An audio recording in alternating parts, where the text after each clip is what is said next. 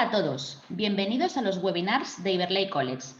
Hoy estamos con Catarina Capeans, abogada especialista en Derecho Laboral y Nuevas Tecnologías.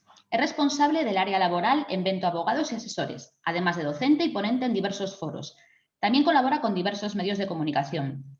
Hoy Catarina abordará con nosotros la nueva Ley de Trabajo a Distancia con motivo del Decreto Ley 28/2020, publicado recientemente y que regula el teletrabajo, que hasta la fecha no tenía regulación propia. Buenos días, Catarina. Buenos días, muchísimas gracias por contar conmigo. Quería agradecer a la editorial Colex el ofrecimiento de poder hacer esta webinar sobre el Real Decreto Ley 28/2020 de trabajo a distancia. Realmente no solo agradezco a la editorial Colex, sino también a todos los usuarios de contenidos de Colex. Creo que además esta editorial está haciendo un gran servicio de formación en unos momentos de gran incertidumbre jurídica, en unos momentos en los que, como consecuencia de la pandemia, pues hemos tenido diferentes reales decretos y hemos estado inmersos en cambios legislativos a lo largo de todos estos últimos meses. Lo cierto es que el Real Decreto Ley 28/2020 viene a regular algo que hasta la fecha tenía apenas regulación, apenas normativa, que es el trabajo a distancia. Y también que, aunque no tiene relación derivada o directa de la COVID-19, lo cierto es que, como consecuencia de la situación de pandemia desde el 13 de marzo y la declaración del estado de alarma, muchas empresas se han visto obligadas a tener que trabajar a distancia y a permitir que las personas trabajadoras estuvieran prestando servicios desde sus domicilios, lo cual se ha estado haciendo durante estos últimos meses sin apenas normativa, sin apenas regulación y siempre con la buena voluntad tanto de empresas como de las personas trabajadoras que han estado prestando sus servicios durante esos meses a distancia. Bueno, como os decía, esta webinar lo que pretendemos es aclarar pues, las dudas que podamos tener en relación con el Real Decreto Ley 28/2020 sobre trabajo a distancia. Como os decía, realmente existen escasos antecedentes legislativos que regularan el trabajo a distancia previamente a esta publicación de ese Real Decreto Ley que se ha publicado muy recientemente. En primer lugar, teníamos el convenio número 177 de la Organización Internacional de Trabajo, que no estaba ratificado por España, por lo que no tiene carácter normativo. En segundo lugar, tenemos el Acuerdo Marco Europeo sobre Teletrabajo, publicado el 16 de julio de 2002, pero que también tiene un carácter meramente dispositivo por no estar ratificado por España. En este Acuerdo Marco Europeo sobre Teletrabajo se establecía que el empresario es responsable de la protección de la salud y de la seguridad profesional del teletrabajador, que debía informar de la política de empresa en materia de salud y seguridad en el trabajo y en especial sobre las exigencias relativas a las pantallas de datos y el teletrabajador aplicar correctamente estas políticas de seguridad. Posteriormente, el Estatuto de los Trabajadores, en su artículo 13, recoge el trabajo a distancia. Hoy este artículo ha sido derogado como consecuencia de la publicación de este Real Decreto Ley 28/2020, pero en este Estatuto de los Trabajadores, este artículo 13, se recogía que tendría en la consideración de trabajo a distancia aquel en el que la prestación de servicios, la actividad laboral, se realizara de manera preponderante en el domicilio del trabajador o en el lugar libremente elegido por este, de modo alternativo a su desarrollo presencial en el centro de trabajo de la empresa. El acuerdo por el que se establezca el trabajo a distancia se formalizará por escrito y que los trabajadores a distancia tendrán los mismos derechos que los que presten sus servicios en el centro de trabajo de la empresa, salvo aquellos que sean inherentes a la realización de la prestación laboral en el mismo de manera presencial. Y en especial que el trabajador a distancia tendrá derecho a percibir como mínimo la retribución total establecida conforme a su grupo profesional y funciones. Además, el artículo 13 recogía también que el empresario tenía que establecer los medios necesarios para asegurar que el trabajo efectivo de esos trabajadores y el derecho a la formación profesional para el empleo a fin de favorecer su promoción profesional. Asimismo, también posibilitar su movilidad y promoción y deberá informar de la existencia de puestos de trabajo vacantes por si los teletrabajadores quieren empezar a hacer un desarrollo presencial del trabajo en los centros de trabajo. Los trabajadores a distancia también establecía el Estatuto de los Trabajadores que tienen derecho a una adecuada protección en materia de seguridad y salud, resultando de aplicación lo establecido en la Ley 3195 de prevención de riesgos laborales. Y además establecía que también podrán ejercer los derechos de representación colectiva conforme a lo previsto en esta ley. Además, en el Estatuto de los Trabajadores, otra mención que se hacía al trabajo a distancia estaba recogida en el artículo 34.8 del Estatuto de los Trabajadores, que había sido introducido por el Real Decreto Ley 6/2019, que se publica y que recoge medidas urgentes para garantizar la igualdad efectiva de hombres y mujeres en el empleo y la ocupación. ¿Qué es lo que establecía ese artículo 34.8 del Estatuto de los Trabajadores? Bueno, que la persona trabajadora tenía derecho a solicitar las adaptaciones de la duración y distribución de la jornada de trabajo, de la ordenación del tiempo de trabajo y de la forma de prestación, incluida la prestación del trabajo a distancia. Es la primera regulación que establece la posibilidad o el derecho que tiene la persona trabajadora a solicitar, nunca el derecho de la persona trabajadora a poder ejercer el trabajo a distancia, sino únicamente a solicitar el trabajo a distancia. Se establece que estas adaptaciones deben ser razonables y proporcionadas y en todo caso tienen que tener como causa el hacer efectivo el derecho de la persona trabajadora a la conciliación de la vida familiar y laboral. Esa es la primera introducción que se establece sobre el derecho a solicitar de la persona trabajadora el trabajo a distancia. Por último, una ley esencial en materia de trabajo a distancia es la Ley Orgánica 3/2018 de protección de datos personales y garantía de los derechos digitales. En esta ley, en los artículos 80 y siguientes, se recogen numerosas adaptaciones de la normativa de protección de datos en relación con el derecho laboral. Y en concreto, el artículo 87 y el artículo 88 de la Ley Orgánica 3/2018, de 5 de mayo, establecen, el artículo 87 en concreto, el derecho a la intimidad y el uso de dispositivos digitales en el ámbito laboral. Establece que los trabajadores tendrán derecho a la protección de su intimidad en el uso de los dispositivos digitales puestos a su disposición por el empleador, y que el empleador podrá acceder a los contenidos derivados del uso de medios digitales facilitados al trabajador, solo a los efectos de controlar el cumplimiento de las obligaciones laborales y, por supuesto, de garantizar la integridad de estos dispositivos. Los empleadores deben establecer criterios de utilización de los dispositivos digitales, respetando en todo caso los estándares mínimos de protección de su intimidad, de acuerdo con los usos sociales y los derechos reconocidos constitucional y legalmente, por supuesto. Y en la elaboración de estos criterios de utilización de los dispositivos digitales deberá participar la representación legal de los trabajadores. El acceso por el empleador al contenido de estos dispositivos digitales, respecto de lo que haya admitido su uso con fines privados, requerirá de forma específica que se recoja de forma precisa los usos autorizados y se establezcan garantías para preservar la intimidad de los trabajadores.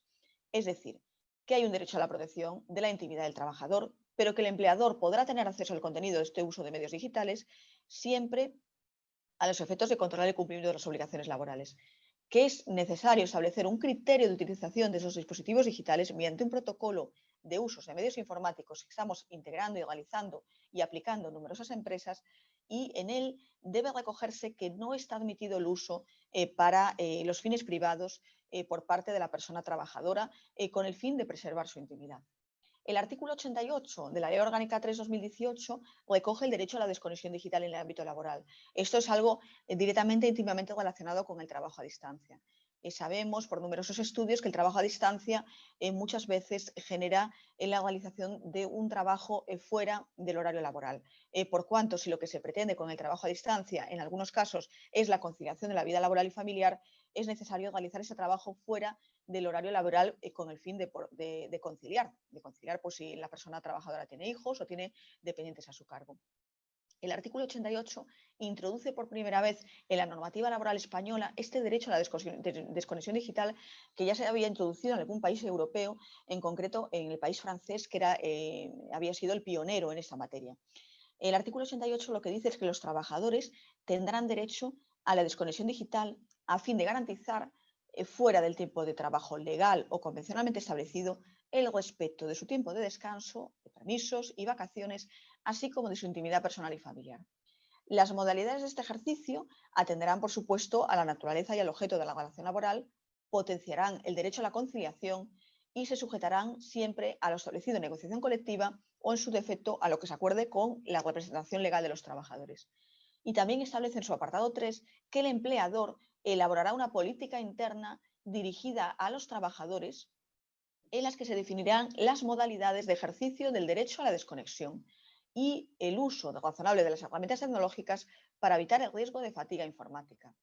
De esta forma, se introduce también en este apartado 3 por primera vez el derecho a la desconexión digital en los supuestos del trabajo a distancia, siempre que esté vinculado al uso con fines laborales de herramientas tecnológicas.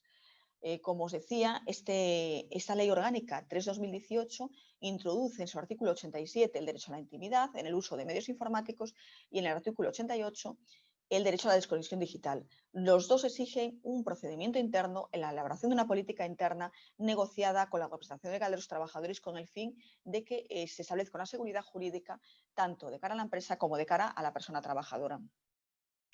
Y, por último, la normativa COVID. La normativa COVID, llamamos a toda la normativa que se ha publicado a partir de la declaración del estado de alarma y que ha permitido flexibilizar en mucho el mercado laboral, ha permitido realizar ERTES, ha permitido realizar el trabajo a distancia, ha permitido realizar efectivamente otra serie de medidas como el Plan Me Cuida, y nos ha permitido, en muchos casos, a muchas empresas mantener la actividad en los momentos en los que existía un riesgo de cierre de la mayor parte del tejido productivo de este país. En primer lugar, y el primer Real Decreto Ley que introduce toda la normativa relativa al trabajo a distancia es el Real Decreto Ley 8/2020. Posteriormente, se prorroga la aplicación de este Real Decreto Ley en el Real Decreto Ley 15/2020. Pero el artículo 5 del Real Decreto 8/2020 es fundamental porque establece el carácter preferente del trabajo a distancia frente a la cesación y reducción de la actividad, debiendo adoptar a la empresa las medidas oportunas siempre que sea técnica y razonablemente posible. Esto lo que hizo es que durante la situación de pandemia se estableció siempre el carácter preferente del trabajo a distancia antes de que la empresa tuviera que adoptar medidas de cesación o paralización de la actividad.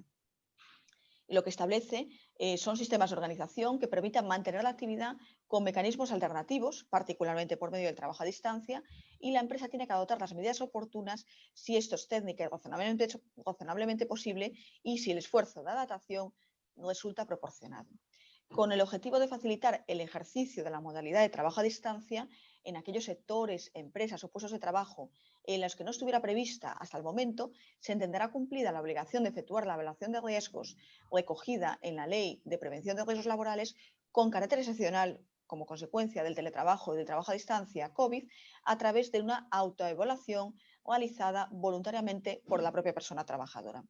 De esta forma, con esta normativa, lo que se establece es la prioridad del trabajo a distancia durante este periodo. Esta normativa pierde vigencia el 31 de enero del 2021. Sigue todavía vigente ese trabajo a distancia preferente en función de la situación COVID. Y nos adentramos ya en el Real Decreto Ley 28/2020, que, como os decía, recoge el trabajo a distancia cuando hasta esta fecha casi todas la normativa hablaba de teletrabajo. Aquí recoge trabajo a distancia y establece tres formas de relación laboral. Una, el trabajo a distancia, que es la actividad regular desde el domicilio o el lugar elegido por el trabajador. Otra es el teletrabajo, que es el trabajo a distancia realizado exclusivamente o de manera prevalente por medios y sistemas informáticos o telemáticos. Y la otra es el trabajo presencial, que es el que se presta en el centro de trabajo o en el lugar que elija la empresa. Los destinatarios del trabajo a distancia, ¿a quién afecta? Pues afecta a los trabajadores por cuenta ajena que trabajen a distancia en el lugar elegido por el trabajador, que no tiene por qué ser el domicilio, al menos en el 30% de la jornada en un periodo de 3 meses, o bien el porcentaje proporcional equivalente en función de la duración del contrato de trabajo.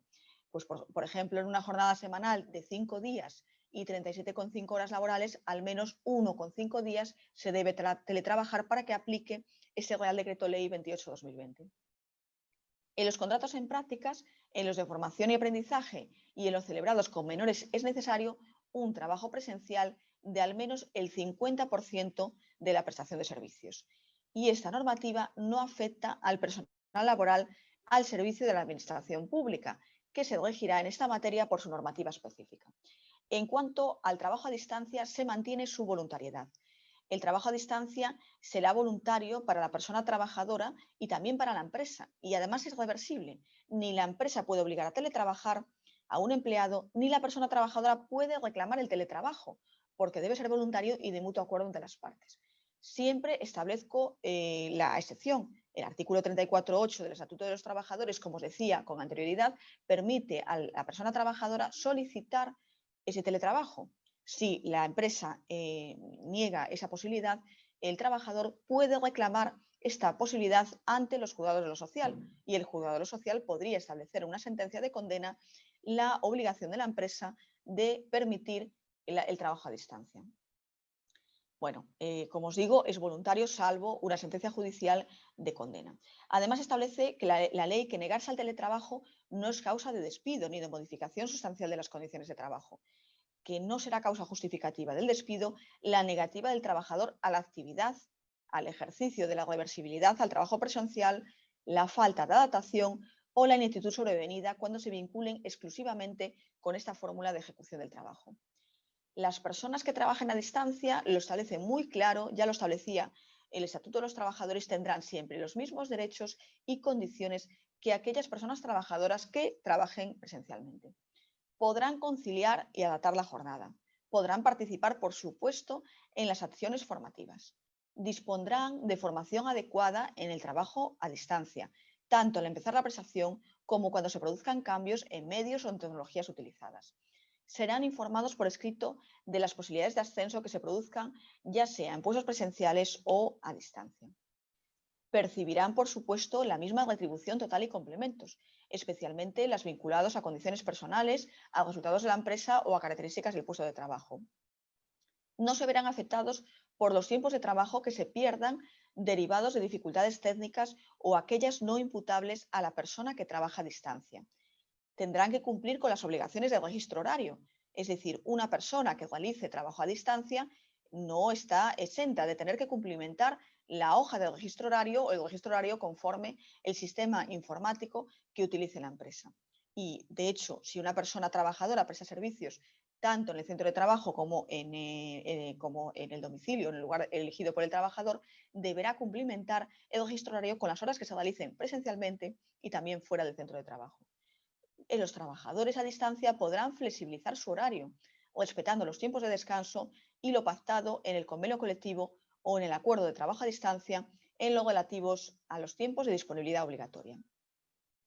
Cuando el trabajador use medios telemáticos o se controle su prestación laboral, siempre se garantizará el derecho a la intimidad y a la protección de datos según la normativa de protección de datos vigente, como os decía, la Ley Orgánica 3/2018. No podrá exigirse que se instalen aplicaciones en dispositivos propiedad de la persona trabajadora, ni que se usen los dispositivos propiedad de la persona trabajadora. Deberán establecerse criterios de utilización de los dispositivos digitales. En la elaboración de estos criterios deberán participar siempre la representación legal de las personas trabajadoras. Y por convenios o acuerdos colectivos podrán autorizarse y regularse usos personales de los equipos informáticos que sean puestos a disposición por parte de la empresa para el desarrollo del trabajo a distancia, siempre teniendo en cuenta los usos sociales. La empresa tiene el deber de garantizar el derecho a la desconexión digital fuera del horario de trabajo para las personas que realicen trabajo a distancia. Este deber lo que conlleva es una limitación del uso de los medios tecnológicos, de comunicación empresarial y de trabajo durante los periodos de descanso. Es necesario realizar una política interna dirigida a personas trabajadoras y o directivos que defina las modalidades de este ejercicio del derecho a la desconexión y las acciones de formación y de sensibilización del personal para evitar siempre el riesgo de fatiga informática. Y las empresas están obligadas a evitar cualquier tipo de discriminación directa o indirecta y particularmente por razón de sexo de las personas trabajadoras que presten servicios a distancia. Se tendrá en cuenta el trabajo a distancia en materia de prevención de riesgos laborales, en planes de igualdad, en las medidas contra el acoso sexual, en las medidas contra el acoso por razón de sexo, discriminación y acoso laboral y en las medidas en materia de víctimas de violencia de género.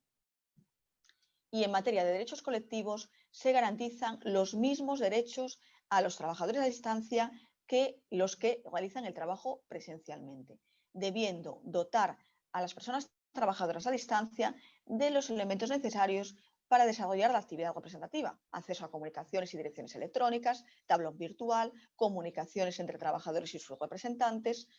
Las personas que inicien su relación laboral en la modalidad a distancia tendrán prioridad para ocupar puestos de trabajo que se realicen total o parcialmente de manera presencial. Y la empresa, por tanto, tendrá que informar junto con la representación legal de las personas trabajadoras de las vacantes que se fueran produciendo de trabajos presenciales. En cuanto a la dotación de medios y compensación de gastos, la empresa deberá dotar y mantener todos los equipos y herramientas necesarias para el desarrollo de la actividad. Se incluye la atención de dificultades técnicas, especialmente en el caso de teletrabajo, trabajo a distancia por medios digitales.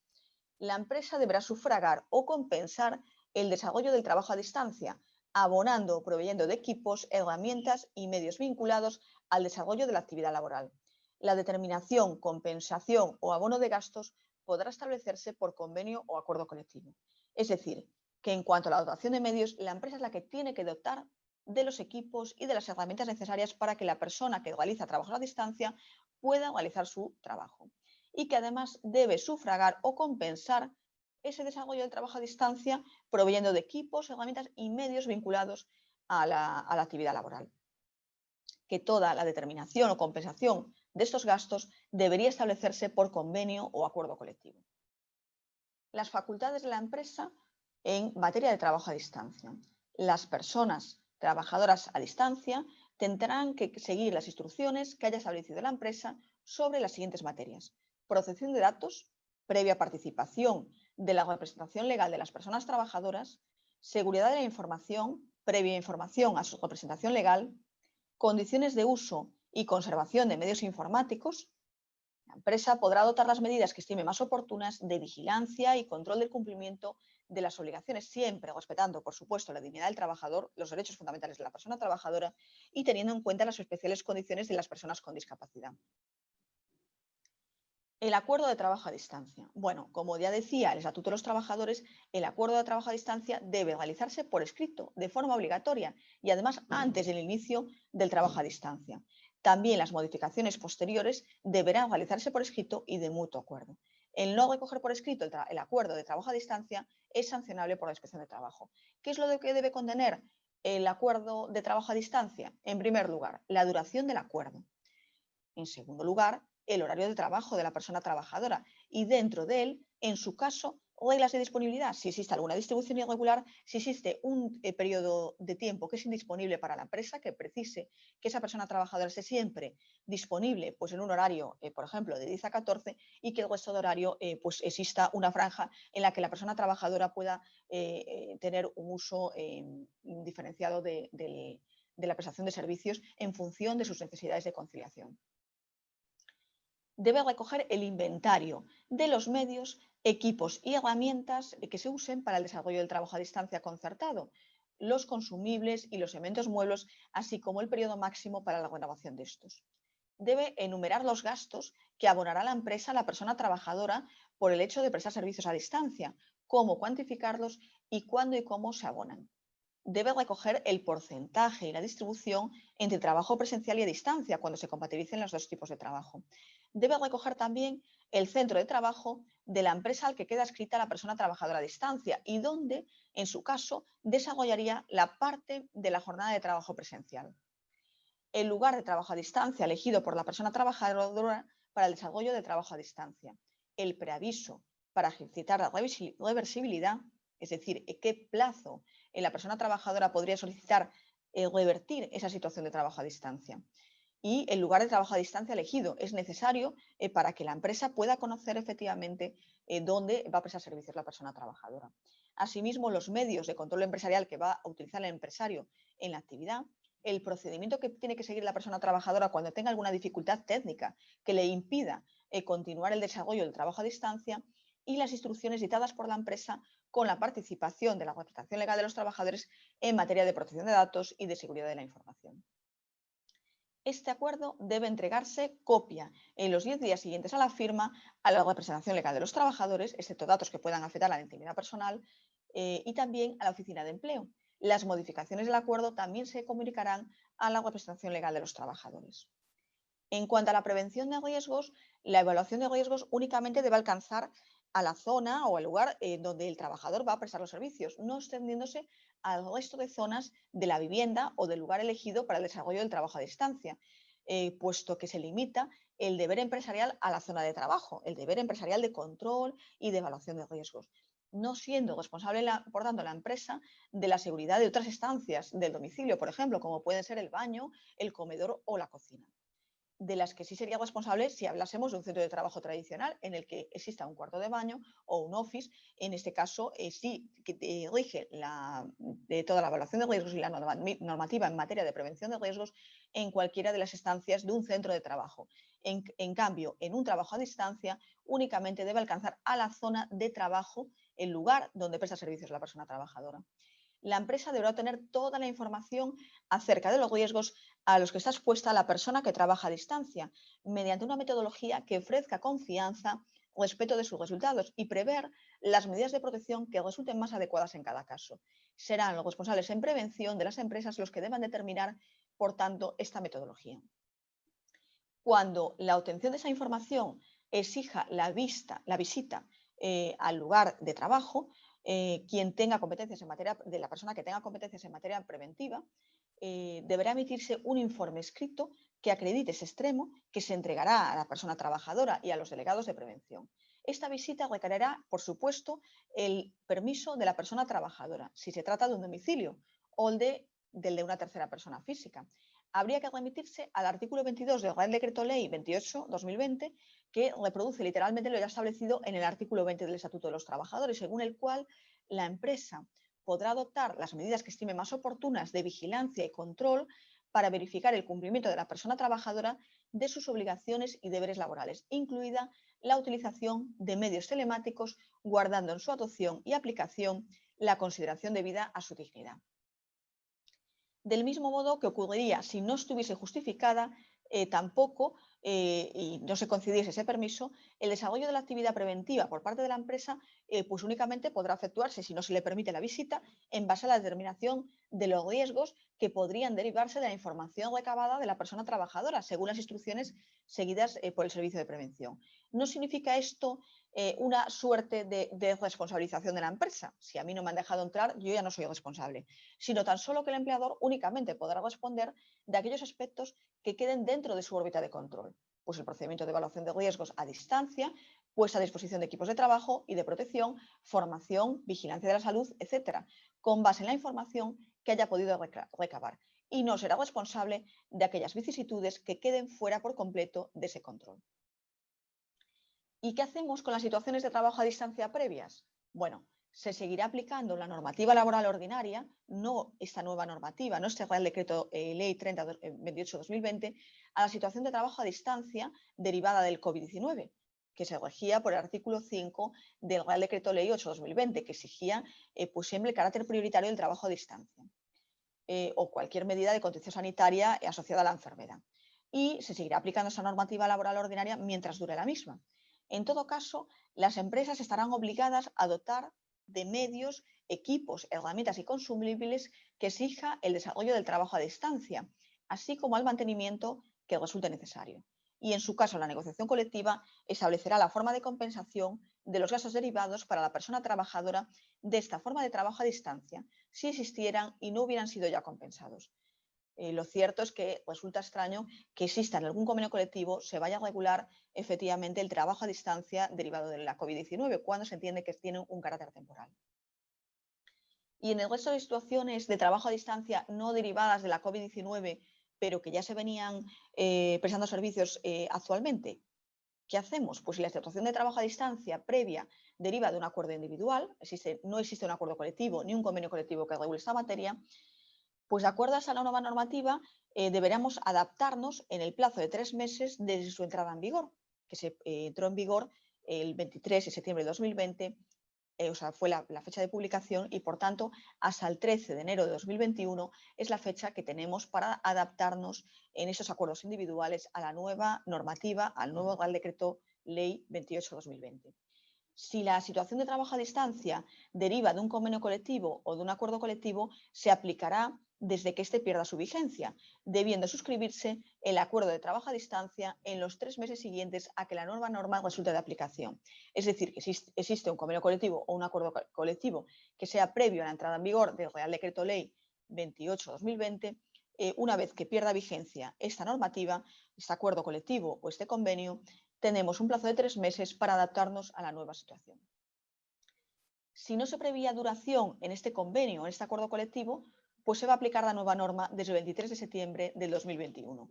pudiendo los firmantes llegar a un acuerdo de prórroga de la antigua norma hasta la fecha límite del 23 de septiembre del 2023. La aplicación de esta nueva normativa no podrá suponer la compensación, absorción o desaparición de derechos o condiciones más beneficiosas que vinieran disfrutando las personas que prestasen con carácter previo sus servicios a distancia. Seguirá vigente el Plan Me Cuida hasta el 31 de enero de 2021. Bueno, hasta aquí os puedo hablar de trabajo a distancia. Esto es lo que tenía preparado en relación con el Real Decreto Ley 28/2020. Como veis, ciertamente no teníamos normativa previa, pero nos quedan muchísimas dudas y muchísimas cuestiones que todavía no resuelve ese Real Decreto Ley, que según mi criterio deja muchísimas cosas a negociación colectiva, a acuerdos colectivos entre empresa y trabajador, pero que no llega a concretar muchas otras cuestiones que todavía, de las que todavía necesitamos una regulación expresa. Pues muchísimas gracias, Catarina. Si te parece, damos paso ahora al turno de preguntas. Muy bien.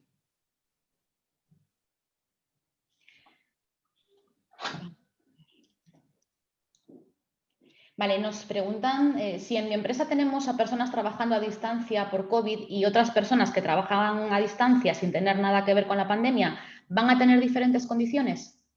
Bueno, realmente a unas les aplicará el Real Decreto Ley 28/2020, a las personas que trabajan a distancia sin tener nada que ver con la pandemia, que puede existir personas que actualmente quieran iniciar una relación laboral de trabajo a distancia. Y en este caso se les va a aplicar el Real Decreto Ley 28/2020. En cambio, a las personas trabajadoras que tengamos en la empresa que estén prestando servicios a distancia como consecuencia de la situación COVID, porque muchas veces por cumplir la materia de prevención, o sea, toda la normativa en materia de prevención de riesgos laborales, no somos capaces de cumplir la normativa. Entonces necesitamos que esas personas trabajadoras sigan prestando servicios en sus domicilios. En este caso no les va a aplicar el Real Decreto Ley 28/2020, pero como os decía, sí que existen unos requisitos mínimos que debemos tener en cuenta para esos trabajadores a distancia que están prestando servicios como consecuencia del COVID-19. Muy bien. ¿Hasta cuándo puedo aplicar el trabajo a distancia por COVID-19 sin aplicar el nuevo Real Decreto? El programa Me Cuida y toda la normativa COVID, en concreto el artículo 5 del Real Decreto Ley 8/2020 y posteriormente el Real Decreto 15/2020, fueron prorrogando la aplicación, el carácter prioritario del trabajo a distancia, el trabajo a distancia COVID, y hasta la fecha límite que tenemos sería 31 de enero de 2021. Nos dedicamos a explotar una sala de cine. Tenemos un ERTE por fuerza mayor autorizado desde marzo. ¿Qué tenemos que hacer? No queremos abrir todavía. Bueno, yo creo que esto es una pregunta relativa a los ERTEs, pero en todo caso la voy a contestar. Yo creo que lo que está preguntando es, en relación con el Real Decreto Ley 30/2020, tienen un ERTE autorizado, no se exoneran cotizaciones a partir de la entrada en vigor de ese Real Decreto Ley, que es el 1 de octubre, salvo que en el Real Decreto Ley, en el anexo, aparezcan unas determinadas empresas recogidas en sus CENAES en el anexo del Real Decreto.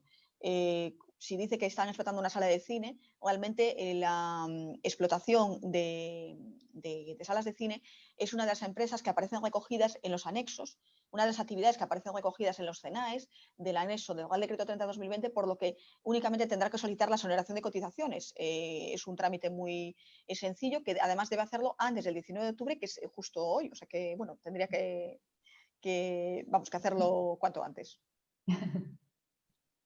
Bien, el trabajador está prestando servicios en su casa con medios personales. ¿Puede reclamarle el coste de uso de los mismos?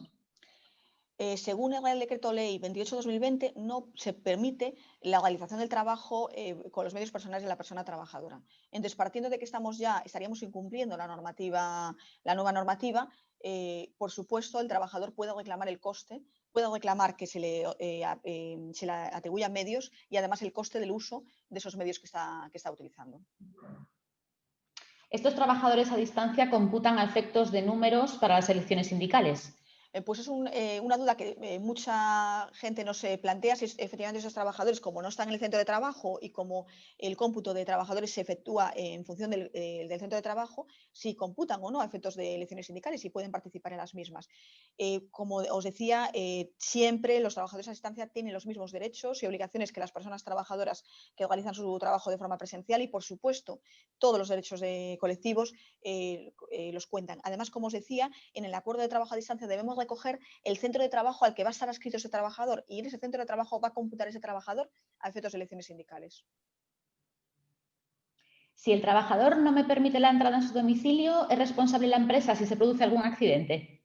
Bueno, como os decía, no existe ninguna posibilidad de que la empresa quede exenta en la totalidad de la posible existencia de algún accidente de trabajo en el domicilio del trabajador. Pero lo cierto es que si la empresa realiza la evaluación de riesgos, formación y vigilancia de la salud en función de los datos que pueda tener del trabajador, en función de la entrega de los medios, en función del puesto de trabajo y de los datos que pueda obtener, si se produce algún accidente de trabajo que no esté relacionado con todos estos datos que pueda tener la empresa como consecuencia de la información a la que tiene acceso, si el accidente de trabajo tiene relación con algún elemento del lugar de trabajo al que no se ha permitido a la empresa acceder, pues en principio habrá que discutir, desde luego, en los juzgados si efectivamente tiene la empresa responsabilidad, pero podría eximirse de responsabilidad por no permitirle la entrada en el domicilio del trabajador. Pues muy bien, muchas gracias Catarina, como siempre, y muchas gracias a todos los que nos habéis acompañado en esta webinar. Muchísimas gracias a vosotros, queda a vuestra disposición para cualquier consulta o duda que pudierais plantearme.